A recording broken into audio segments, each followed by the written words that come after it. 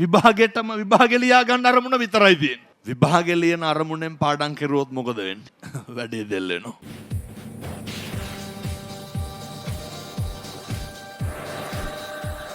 අපේ හාමුදුරුවනේ අද අපේ තාරුණ්‍යයට තියෙන ලොකු ගැටලුවක් තමයි අපේ අරමුණු එක දෙවිදියකට තියාගන්න බෑ. උදාහරණයක් විදියට ගත්තොත් එහෙම මට තියෙන ලොකුම ගැටලුවක් තමයි පාඩම් කරන්න බෑ. පාඩම් කරන්න ගියාම අපි හිතමුකෝ පැය දෙකක් පාඩම් කරනවා කියලා. පාඩම් කරනවා කියන එක අරමුණකට මගේ හිත යොමු කරගන්න බෑ. ඒ අරමුණෙන් වෙනත් දේවල් වලට හිත යනවා. එතකොට අර පාඩම් කරනවා කියන අරමුණෙනුත් පිට යනවා. අර පාඩම් කරපු පොඩි දේ හරි අපේ මතකට එන්නේ නැහැ. අපි ඒකට මොකද්ද කරන්න ඕනේ හාමුදුරුවනේ? හොඳ ප්‍රශ්නයක් ඒක. ඉගෙන ගන්න විශ්වවිද්‍යාල විතරක් නෙමෙයි මං හිතන්නේ. ඔය කියනව නේද අපි නිකන් කතා කරනකොට අර පොත් ගත්තාම නිින්ද යනවන්නේ. එහෙයි. කවදාවත් ෆෝන් එක ගත්තා නිින්ද යනවද? ඒ කියන්නේ මේක මං හිතන්නේ බොහෝ දෙනෙකුට පොදු අලියම වෙනකන් ඇහැරගෙන ඉන්න පුළුවන්. පත්තරයක් ගන්නකො විනාඩි 5ක් බලන්න පුළුවන්. නිින්ද යනවා. පොත මේසේ උඩ බලන ගමන්ම ටික ටික මොකද වෙන්නේ? අර මේසේ පුටුවෙන්ම දිගෑරෙනවා. නේ ටිකක් ඈත් වෙනවා. ආය කොට තුනක් තියලා ඇඳ වියනට හැංස් වෙනවා. අන්තිම වැඩනවා. අපි ෆෝන් එක ගත්තාම කොච්චර අරමුණ හොඳද කියනවනම් ඕෆ් වුණාම charge එකටත් ගහලානේ බුදියන්නේ. එච්චරටම දැන් මේ භාග්‍යවතුන් වහන්සේ පැහැදිලි කරනවනේ හිතේ පිහිටීම හිතේ අරමුණු ගැනීම ක්‍රියාවට හරි වැදගත් කියලා. ක්‍රියාව වෙන්නෙම මොකද්ද? චේතනාවනේ. චේතනාහම් භික්කවේ කම්මං වදාමි. මහණෙනි මම චේතනාව කර්මයයිම කියමි. පිනතුනේ දැන් පාඩම් කරන අරමුණක් නැතුව පාඩම් කරන්න ගත්තොත් මොකද වෙන්නේ? පාඩම් කරන්න බෑ. එතකොට දැන් අනික පාඩම් කරන්න පටන් ගන්නෙත් දැන් මම මේ විශ්වවිද්‍යාලයෙන් මේ ප්‍රශ්නේ අහපු හින්දා මෙහෙමම මේක මහ පොළොවේ තියෙන යථාර්ථයම කියලා දැම්මනම් මේ ප්‍රශ්නේ නියම උත්තරේ හම්බ වෙනවා. අපි හිතමුකෝ දැන් සෙමෙස්ටර් එක ඉවර වීගෙන යනවා ඇඩ්මිෂන් එක ගත්තා ඒත් ගාණක් නැහැ. දවස් 3ක් විතර තියෙනවා නම් මොකද කරන්නේ? අන්න ටිකක් නේ කොහෙන් හරි එක්කහු කරගන්නවා. ජීවිතේ පුරුදු වෙන්න ඕනේ මේ සමස්ත ශිෂ්‍යයන්ට මේක වැදගත්. අපිට කවදාවත් නෑ අර අභ්‍යාස කරන පුරුද්ද. මේ ප්‍රගුණ කිරීම කියන එක අවශ්‍යයි.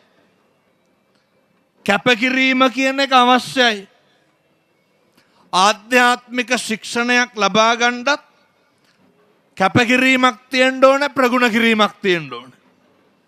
අර කියනව නේද ඔය මනෝවිද්‍යාත්මක ක්‍රමවල හැම උගන්වන අර එදිනදා වැඩ එදිනදාම කරන පුරුද්ද. ඒවා අපිට තියෙනවද? ඒවා අපිට නැහැ. අපේ අරමුණු කොහෙද තියෙන්නේ? සමහර විට අපිට තියෙන අරමුණම තියෙන්නේ අර පාඩම් කරලා තේරුම් ගන්නත් නෙමෙයි අර විභාගෙ ලියා ගන්න අරමුණ විතරයි තියෙන්නේ. විභාගෙ ලියන අරමුණෙන් පාඩම් කරුවොත් මොකද වෙන්නේ? වැඩේ දෙල් වෙනවා. බුදුදහමේ උගන්වනවා ග්‍රන්ථ දූර විදර්ශනා දූර කියලා. වටින්නේ මොකද්ද? විදර්ශනා දූරේ. විදර්ශනා දූරේ තුල තමයි අවබෝධය තියෙන්නේ. අපි පාඩම් කරන්නේ අවබෝධයටද එක්සෑම් එකටද? දැන් නම් එක්සෑම් එකට අපි හාමුදුරුවෝ. එතකොට එක්සෑම් එකට පාඩම් කරොත් වැඩේ අවුල් යනවා. අවබෝධයට පාඩම් කරොත් එහෙම මතක තියාගන්න. හරි සරලයි. භාග්‍යවතුන් වහන්සේ ග්‍රන්ථ ධූරීන් වහන්සේලාට පුළුවන් හරි අපූර්වටනේ ව්‍යාකරණ ටිකේ ඉඳන් ගලපලා පොතපත ලියන්න ඒව හරි ලස්සනට අඩු කරන්න පුළුවන්. ඒ නිවැරදි සාක්ෂරතාවයේ නිවැරදි විඥාණයෙන් ඒ ශාස්ත්‍රීය කටයුත්ත කරන්න පුළුවන්. හැබැයි ඔය අතර ඉන්නවා පින්නතුනි අර ග්‍රන්ථ දූර මට්ටමේ අර කටපාඩම් කරලා සමහරු ගිහින් අර තියරියම ලියන හෙම්පෙඩින් ලියන කට්ටිය ඉන්නවා. ගිරව් වගේ. ගිරව් වගේ. නමුත් වටින්නේ සහ අගය කරන්න ඕන විදර්ශනා ධූරය. අවබෝධයේ පිණිස කටයුතු කරන්න.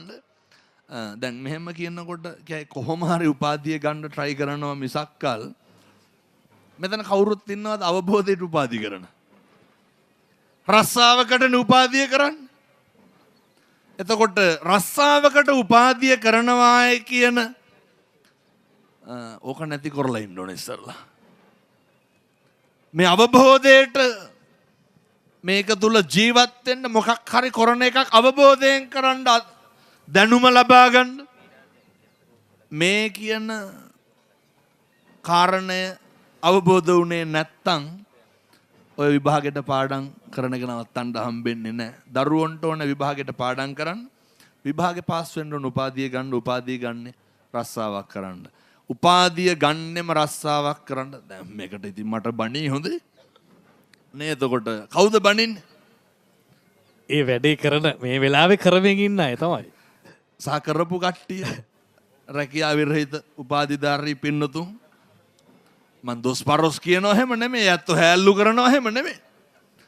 ඒ උපාධිය කරන්නෙම රස්සාවක් කියන අරමුණෙන් විභාගේ ලියන්නෙම උපාධිය ගැනීමේ අරමුණෙන් එතකොට අපිට අවබෝධය නැති වෙනවා. අපි අර ලිපි ලේඛන වලට පමණක් සීමා වුණු සුදුස්සු බවට පත් වෙනවා.